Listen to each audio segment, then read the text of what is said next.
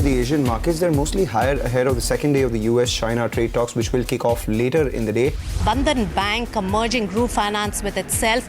The swap ratio would be 568 shares of Bandhan Bank for every 1,000 shares of group finance. The first start is as flat can get. 3 points higher, 1 point higher on the Nifty, 1 to 2 points higher. So it's just where it was yesterday. I think there is a slowdown. That's the reality. The Supreme Court has set aside the relieving of CBI Director Alok Verma from active duty, and it has reinstated him as head of the CBI. Today, the court basically coming down hard and saying that due process must be followed and that the independence and autonomy of investigative agencies must be protected. We are at about 10,764, so it's an absolutely flat kind of a day. In cases of corruption, the power of superintendence over CBI is to be exercised by the CVC. The flows into equity, that's equity plus ELSS equity, have come down by nearly 24% on a month-on-month basis. And that is perhaps the only slightly negative news for this market, the mutual fund inflow numbers that we got for the month of December. But otherwise, over the last hour and a half, it's the bulls back in the center of the ring, so to speak. Interesting surge coming in from the lows of the day. You're with Closing Bell. I'm Surabhi Upadhyay, and with me this afternoon is Prashant Nair. Hi, Prashant. Surabhi, hi, afternoon. And, surge from the day's low and at the day's high as we start, right? I mean, so the Nifty is the day's high. Look at the Bank Nifty, which is the day's high. The mid-cap index is almost at the day's high.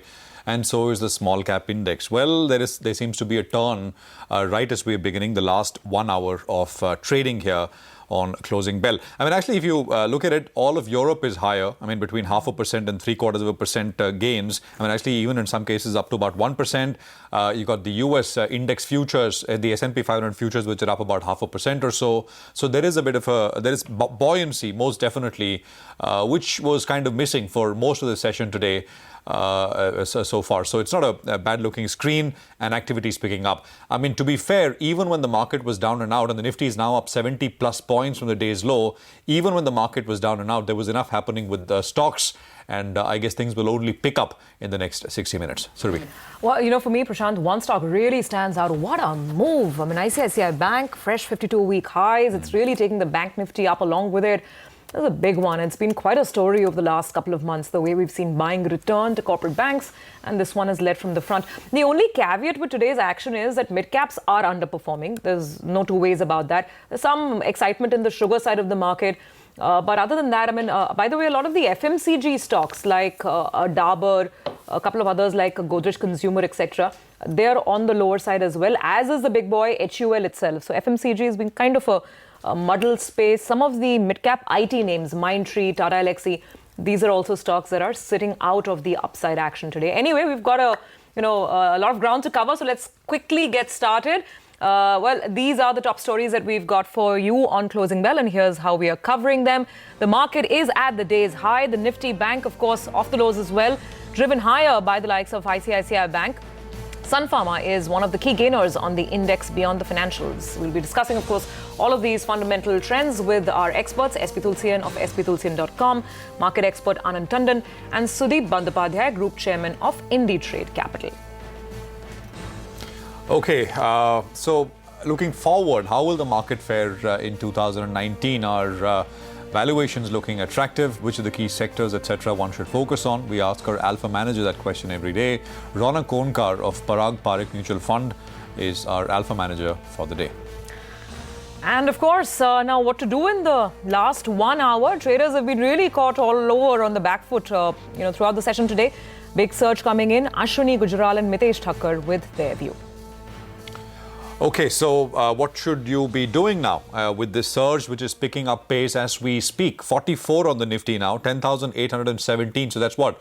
Almost 80-odd point bounce from the lows, and it's picking up. And as Surabhi pointed out, one big reason is ICICI Bank, which is really picked up. And of course, the entire PSU bank space. But in terms of what's carrying the bulk of this move up, it's got to be the private bank space, and in that, ICICI.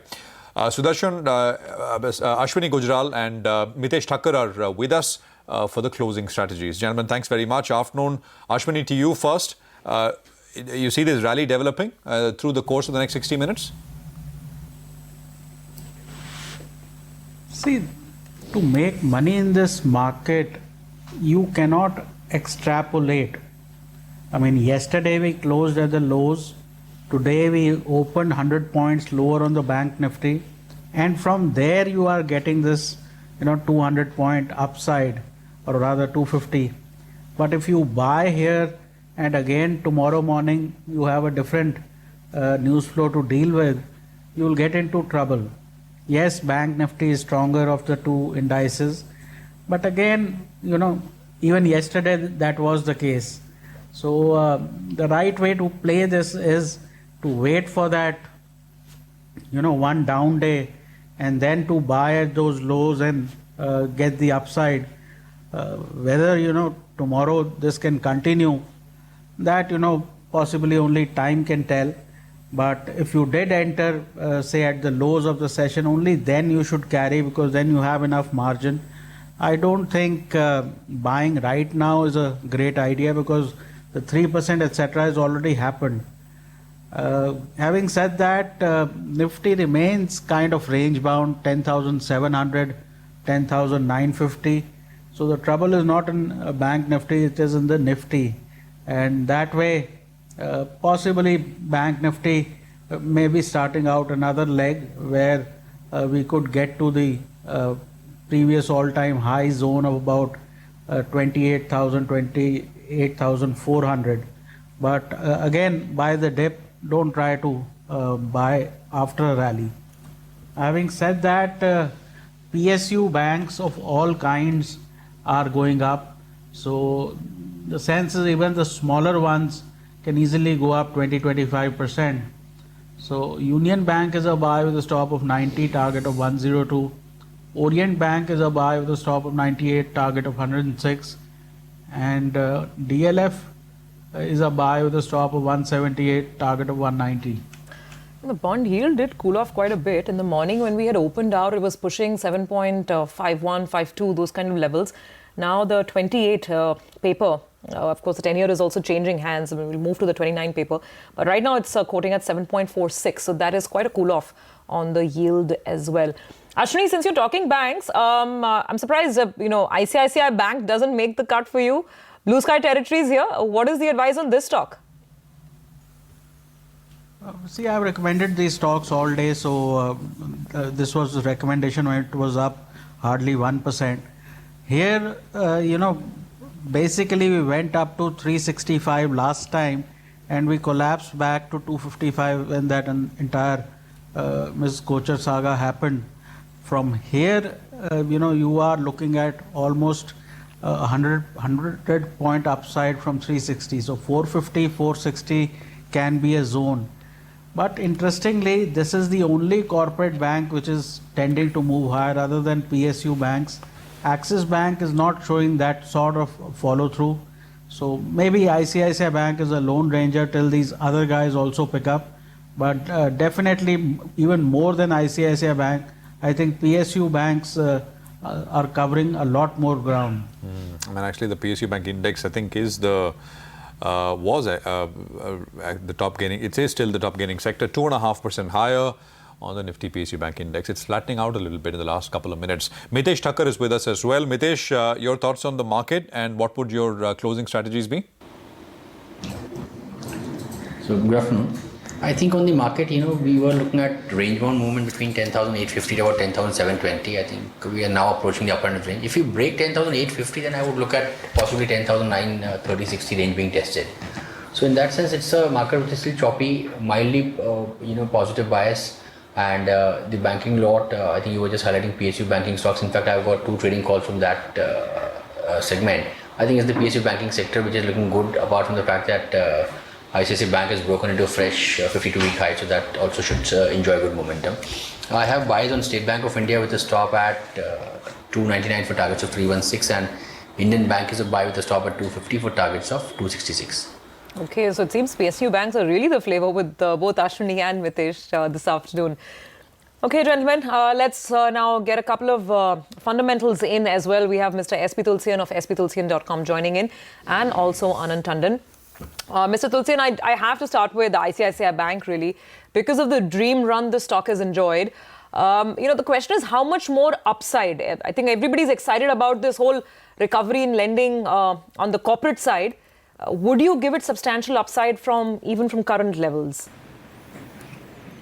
See, Surabhi, this is what I've been saying for last 1 month, that if you see the combination of 3 banks, that is, loosely you can call them as a corporate lenders. I'm just referring the 12 constituents of the Bank Nifty. On one side you have SBI, Axis Bank and SBI. In fact, all 3 moves in tandem. And on that day, if you see them moving up, then the HDFC Bank and Kotak Bank, they do correct. And maybe sometimes, one stock gets added, which may be either RBL Bank or maybe IndusInd Bank. And this is the kind of, in fact, we have been keeping positive view on all these 5 and 6 banks going forward. I won't be surprised to see SBI moving to 330 levels. Similar is the case with Axis, similar is the case with ICICI Bank. But I think the more force is seen in case of ICICI Bank, HDFC Bank, Kotak and SBI going forward, because rest others like IndusInd Bank, RBL Bank and Axis Bank is seen to be having lower pace. So today we have been seeing the combo of ICICI Bank, SBI and Axis Bank moving up. I won't be surprised to see them again, profit booking either on Thursday or on Friday, with the lead being taken by HDFC and Kotak Bank. So overall, positive bias is remaining on financials and more especially these private sector banks, and we continue to have positive. And this is what I have said on Thursday also, that from Friday onwards, at least for this Thursday, this weekly option expiry, this Bank Nifty is likely to remain in quite strong grip because of this buying and positive bias seen on these 6 private sector banks in the Bank Nifty constituents. Mr. Tulsian, what are your thoughts on this mutual fund number that we got, which is now, at about 6,600 crores? It's a far cry from a few months earlier. From the peak, of course, it's way down. As a source of, people always over the last, 2 years said, well, this will keep the market in okay shape as long as money comes into domestic asset managers, even if there is trouble outside. But at 6,600 crores, I don't know if that argument can be made very strongly anymore. Your sense, sir? See, Prashant, I don't think that 1 month data can really... Go on, sir. Okay, I think we lost the feed with Mr. Tulsian, the audio at least. We'll just fix that and get him back. But the numbers are actually not looking all that great. Take a look at what's happening on the market while we get Mr. Tulsian back. So it looked like there would be a continued move higher, which is not the case. We're up about 35 points, so there's about a 15-odd point give back, which has already happened from the time that we started. I think Mr. Tulsian is back. Go on, Mr. Tulsian. You were saying that I agree with the one month number. I heard that what you said. But it's the trend. The trend has been very clear. The number's been coming down for the last few months.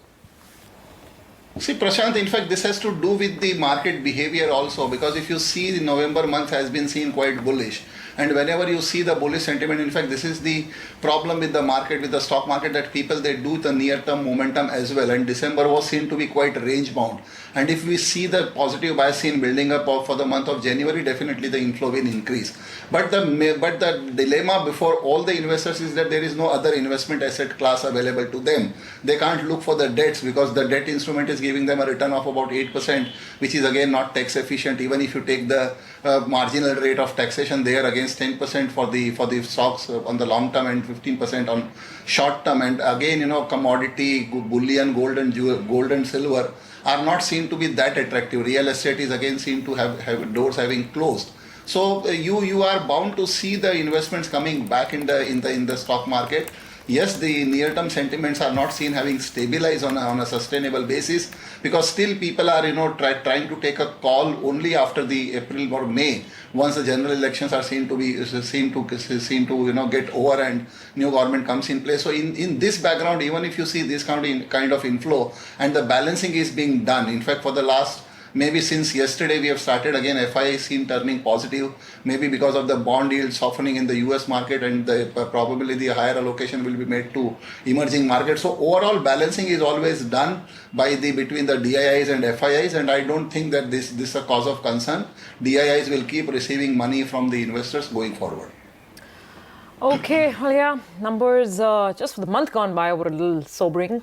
Let's see how those trends play out. Anand Tandon is also with us. Anand, good afternoon. I'm going to ask you about the Nifty leader of the moment. Sun Pharma doing very well. The only incremental piece of news that I think we can talk about today is that the Teva CEO, he made some very interesting comments and positive comments, saying that the bulk of the US market pricing pressure seems to be abating, and largely prices should be stable in the US from now on. So I don't know if it's that or some other play, but how do you look at a stock like Sun Pharma? Well, it's been beaten down so much, and it has pretty much, I think, digested whatever the market has thrown at it. Yeah. So at this stage, I don't think that you can definitely look at any great downside from here. On the other hand, the question is now, upside is when, not, if it will come.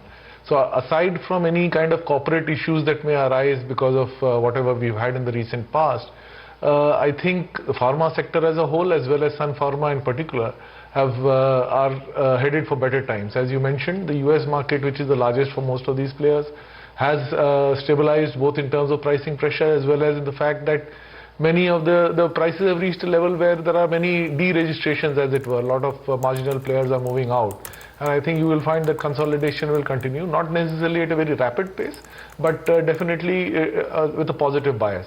And therefore, generally, I think pharma itself is in a good place. If you don't want to be in controversial sectors, the controversial stocks, I think it is easier to perhaps buy the leaders. So an Aurobindo or a Reddy may not be a bad bet even at these prices. Controversial sectors would be a few banks, right? I mean, as pharma is just plain troubled. Anand, afternoon, Prashant here. A quick word on the market and what triggers do you see for the market from here? If one has to be bullish. Well, I'm glad you clarified, Prashant, because at this stage you can pretty much choose whatever triggers you want depending on which way you think the market will move. So if you have to be bullish, I think you have to argue that interest rates may probably in the international market head down or not up anyway, and in the Indian market will head down also.